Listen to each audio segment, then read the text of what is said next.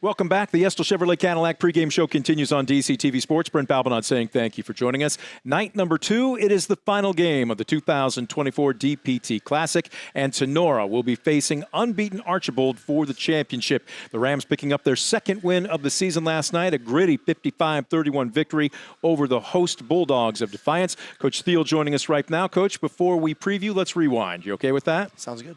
Since he says it sounds good, we're going to continue. Look, Defiance came out, and they were in overdrive for the first 3 to 4 minutes of that ball game. They were out hustling. They were out boarding. They were just on fire. But you play the game for 32 minutes, not 3. After that first dead ball timeout, what was your message to your team? We got to pick it up defensively. We got to get bodies on girls defensively, quit giving up offensive rebounds. We're getting killed down there. And it's something we stressed about all season. Rebounding and defense are going to win these games for us. And it did. Also, let's talk about defense, because it would be easy, and we're going to, trust me, go to our player profile, Nova Oakley's accomplishments. She was a sharpshooter last night. But point guard Julia Durfee finishes with 7 points, but more importantly, she face guarded Jamie Rollins almost all night long. You were going to start her on her. It was a team effort, but she held her to 8 points. Can you just talk about the job defensively that Durfee did last night? Julia is an exceptional defender, and she prides herself on that. All these girls, you know, they can do it, but Julia, she rises to the occasion. She knows what to do at the right times. She plays defense so strong and so well that you know, she got in some foul trouble there early, but you know, she just goes in there. She knows where to be, where to place herself, and we talked about it before the game. If Jamie gets a ball in her hands, she's good. She's very good. She's athletic. She gets the ball in her hands, step back and play some defense. Once she passes the ball, gets out of her hands, we need to step up and try to make sure the ball doesn't get reversed back to her. Try to keep out of Rollins' hands as much as we can. Offensively, great balance for the Rams last night. All 5 starters in the scoring column. But you got 13 bench points. As a matter of fact, your second leading scorer is Madison Spangler off the bench with 9. Tremendous depth. Madison does a great job inside. She's really kind of she's found her spot on this team more and more every game. We were against Paulding Saturday.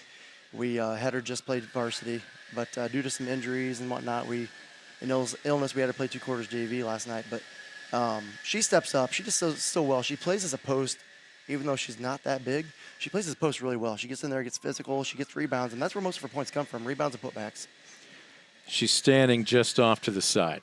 We've got to talk about Nova Oakley. She had a tremendous first half. As a matter of fact, she drained 2 3-pointers quick. She got fouled on a 3-pointer, drained 3 free throws. She finishes to lead all scorers with 14. What I'm noticing, though, is she just kind of has a little bit more of a strut to her this year. Now, maybe she didn't talk a lot around me, but she seemed quiet. This year, she seems to own. Does she own every room she's in? Because it certainly seems like she's owning every gym she walks into. She does a great job, and her teammates know she does a great job scoring the ball. She knows it's not always going to be her night to score the ball, and that's when she does a great job of distributing the ball to her teammates. But she knows it's team effort, and what's interesting with her is that teams face guarding her or boxing one, doing the things that they do, she still finds a way to get open and score the ball. She's standing just off to the right here. She's crinkling her eyebrows. Trust me, she's going to be our player profile. We'll let her go ahead and take her digs. At the same time, you've got another game to play. 2 games in 2 nights. This almost has a postseason type of feel to it. Archibald, very deep. And as a matter of fact, they won without their 2 big guns, scoring in double figures last night against Ayersville. Break them down for us. What do you need to do to walk out with a win?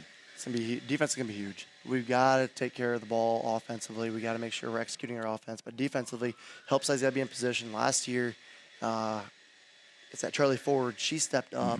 Right at the elbow, right at the free throw line. She loves that mid-range jumper, and she killed us there last year. So we got to make sure we're aware of that. Get our hands in shooters' faces. He does a great job coaching this girl over there. They play with intensity from start to finish. It's going to be scrappy. Last year we lost in the first round. I believe it was a 5-point game to them, but it was back and forth down to the finish, so down to the wire for sure.